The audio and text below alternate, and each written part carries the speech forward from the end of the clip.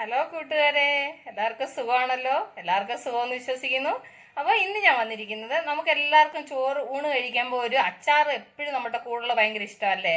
എന്തെങ്കിലും ഒരു അച്ചാർ വേണം. അപ്പോൾ നമ്മളുടെ അടുത്ത് നാരങ്ങയും മാങ്ങ അച്ചാർ ഒന്നും ഇല്ലെന്നുണ്ടെങ്കിൽ നമുക്കൊരു തക്കാളി അച്ചാർ ഉണ്ടാക്കിയാലോ? എങ്ങനെ ഒരു തക്കാളി കൊണ്ടൊരു അച്ചാർ ഉണ്ടാക്കുന്നതെന്നുള്ളത് നമുക്ക് നോക്കാം. അതിനു മുമ്പായിട്ട് എൻ്റെ കൂട്ടുകാർ ആദ്യമായിട്ടാണ് എൻ്റെ വീഡിയോ എൻ്റെ ചാനൽ കാണുന്നതെന്നുണ്ടെങ്കിൽ പ്ലീസ് എല്ലാവരും എൻ്റെ ചാനൽ സബ്സ്ക്രൈബ് ചെയ്യണം കേട്ടോ. സബ്സ്ക്രൈബ് ചെയ്യണം. അതുപോലെ ബെല്ലൈക്കൻ പ്രസ് ചെയ്തിട്ട് ഓളന്ന് കൊടുത്താലേ ഡെയിലി ഇടുന്ന വീഡിയോയുടെ നോട്ടിഫിക്കേഷൻ കിട്ടത്തുള്ളൂ. ഈ തക്കാളി അച്ചാറാണെന്നുണ്ടെന്നുണ്ടെങ്കിൽ നമുക്ക് ദോശയുടെ കൂടെയും ചപ്പാത്തിയുടെ കൂടെയും എല്ലാം നല്ല കോമ്പിനേഷനാണ് കേട്ടോ. ചോറിൻ്റെ കൂടെ എല്ലാത്തിനും നല്ലതാണ് ഇത്. അപ്പോൾ നമുക്കത് എങ്ങനെ ഉണ്ടാക്കുന്നതെന്ന് നോക്കാം. അപ്പോൾ അതിന് വേണ്ടി ഞാൻ 1 കിലോ തക്കാളി എടുത്തിട്ടുണ്ട്. അത് കഴിഞ്ഞ് ഇത് വന്നിട്ട് ഞാനൊരു നാരങ്ങ വലിപ്പത്തിൽ നമ്മുടെ പിഴുപുളി ഉണ്ടല്ലോ, അത് ഞാൻ ഒരു മണിക്കൂർ മുമ്പേ വെള്ളത്തിലിട്ടിട്ട് ഒന്ന് അരിയാൻ വേണ്ടി വെച്ചിരുന്നതാണ് കേട്ടോ. അത് കഴിഞ്ഞിട്ട് ഒരു 1/2 ടീസ്പൂണ് കായം എടുത്തിട്ടുണ്ട്, 1 ടേബിൾ സ്പൂണ് ജീരകം, 4 ടേബിൾ സ്പൂൺ മുളക് പൊടി, ഒരു 4-5 ഉണക്കമുളക്, 2 ടേബിൾ സ്പൂൺ കടുക്, 1 ടേബിൾ സ്പൂൺ ഉലുവ, ഒരു ആവശ്യത്തിന് എണ്ണ, ഉപ്പ്, അത് കഴിഞ്ഞിട്ട് മഞ്ഞൾപ്പൊടി. ആദ്യം നമുക്ക് ഈ തക്കാളി ചെറുതായിട്ടൊന്ന് അരിയണം.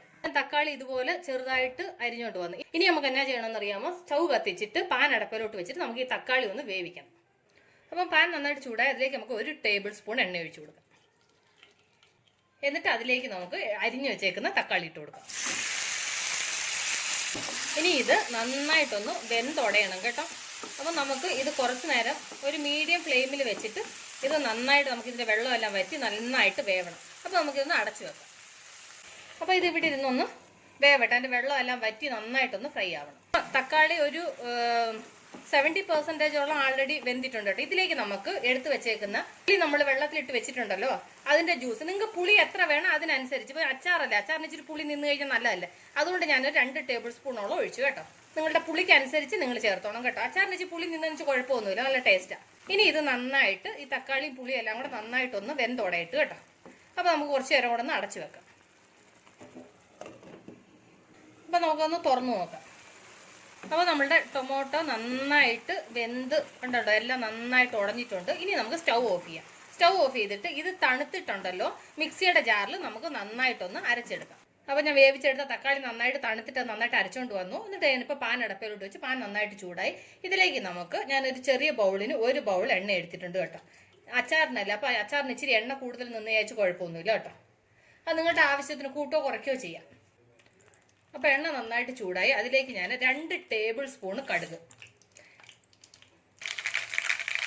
അപ്പം കടുക് നന്നായിട്ട് പൊട്ടി അതിലേക്ക് നമുക്ക് 1 ടേബിൾ സ്പൂണ് ഉലുവ. എന്നിട്ട് അതിലേക്ക് 1 ടേബിൾ സ്പൂണ് ജീരകം. അപ്പം അതെല്ലാം നന്നായിട്ട് മൂത്തു. എന്നിട്ട് അതിലേക്ക് നമുക്ക് 5 വറ്റൽമുളക് ചെറുതായിട്ട് മുറിച്ചിടണം കേട്ടോ.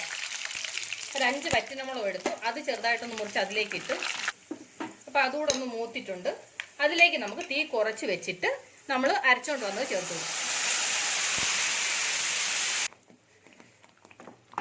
നമ്മൾ അരച്ചതിലേക്ക് ചേർത്ത് കൊടുത്തു. ഇനി ഇതിലേക്ക് നമുക്ക് എടുത്തു വെച്ചേക്കുന്ന ഞാൻ 5 ടേബിൾ സ്പൂണ് മുളക് പൊടി എടുത്തിട്ടുണ്ട്, 1 ടേബിൾ സ്പൂണ് മഞ്ഞൾപ്പൊടി, 1/2 ടേബിൾ സ്പൂണ് ഹിങ്, അത് കഴിഞ്ഞ് ആവശ്യത്തിന് ഉപ്പ്. ഉപ്പ് നിങ്ങൾ നോക്കിയിട്ടിരുന്നു കേട്ടോ. കാരണം വെച്ച് കഴിഞ്ഞാൽ അച്ചാറായതുകൊണ്ട് പുളിപ്പ് ഇതുള്ളത് കൊണ്ട് ഉപ്പ് നന്നായിട്ട് വേണ്ടി വരും. അതുകൊണ്ട് നിങ്ങൾ ഉപ്പ് നോക്കി വേണം ചേർക്കാൻ കേട്ടോ. ഇനി നന്നായിട്ടൊന്ന് മിക്സ് ചെയ്യണം. നന്നായിട്ടൊന്ന് മിക്സ് ചെയ്തിട്ട് നമുക്ക് ഇതിൻ്റെ വെള്ളമയം എല്ലാം പോയി നന്നായിട്ട് എണ്ണ തെളിയണം. അതാണ് ഇതിൻ്റെ പരുവം കേട്ടോ. നമുക്കിതൊന്ന് അടച്ച് വെച്ചിട്ട് ഒരു മീഡിയം ഫ്ലെയിമിൽ വെച്ച് ഇതൊന്ന് ഡ്രൈ ആക്കി എടുക്കാം കേട്ടോ. കുറച്ച് നേരം ഒന്ന് അടഞ്ഞിരിക്കട്ടെ. ടൊമാറ്റോ അച്ചാർ എണ്ണയെല്ലാം തെളിഞ്ഞ് നന്നായിട്ട് ഡ്രൈ ആയിട്ടുണ്ട്. അപ്പോൾ കുറച്ച് നേരം ഒന്ന് അടച്ച് വെച്ച് ഒന്ന് ഇതായി കഴിയുമ്പോൾ വെള്ളത്തിൻ്റെ നനവെല്ലാം പോയി കഴിഞ്ഞ് കഴിയുമ്പോൾ ഒന്ന് തുറന്നിട്ട് ഇതുപോലെ ഇങ്ങനെ സൈഡിൽ എണ്ണ തെളിഞ്ഞ് വരുന്നത്, ഇതാണ് ഇതിൻ്റെ കണക്ക് കേട്ടോ. അപ്പോൾ നിങ്ങളിപ്പോൾ അതിൻ്റെ ഉപ്പൊന്ന് നോക്കിക്കോണം. ഉപ്പ് കാരണം നമ്മൾ ഉപ്പ് ചേർത്ത് കുറവുണ്ടോ കൂടുതലുണ്ടോ നോക്കണം. കുറവുണ്ടെന്നുണ്ടെന്നുണ്ടെങ്കിൽ ഇപ്പോൾ ഉപ്പ് ചേർക്കണം കേട്ടോ. അപ്പോൾ ഞാൻ ഉപ്പ് നോക്കി, എനിക്കൊരല്പം ഉപ്പ് കുറവുണ്ട്. അപ്പോൾ ഞാൻ ആവശ്യത്തിന് ഉപ്പ് കൂടെ ചേർത്ത് കൊടുക്കും കേട്ടോ. കുറച്ചും കൂടെ ഉപ്പ് ചേർത്ത് കൊടുത്തു കാരണം അപ്പം നമ്മളുടെ ടൊമാറ്റോ അച്ചാർ റെഡി ആയിട്ടുണ്ട്. അപ്പം ഞാൻ സ്റ്റൗ ഓഫ് ചെയ്യാം കേട്ടോ. അപ്പോൾ എൻ്റെ കൂട്ടുകാർക്ക് എൻ്റെ തക്കാളി അച്ചാർ ഇഷ്ടമായി കാണുമെന്ന് വിശ്വസിക്കുന്നു. ഇഷ്ടപ്പെട്ടെങ്കിൽ നിങ്ങളുടെ ഫ്രണ്ട്സിന് ഷെയർ ചെയ്യുക, ലൈക്ക് ചെയ്യുക, വാല്യുബിൾ കമൻസ് ഇടുക. അപ്പം നാളെ നമ്മൾ പുതിയൊരു വീഡിയോയുമായിട്ട് പുതിയൊരു റെസിപ്പിയായിട്ട് നാളെ നമ്മൾ വീണ്ടും കാണും വരെ ബൈ.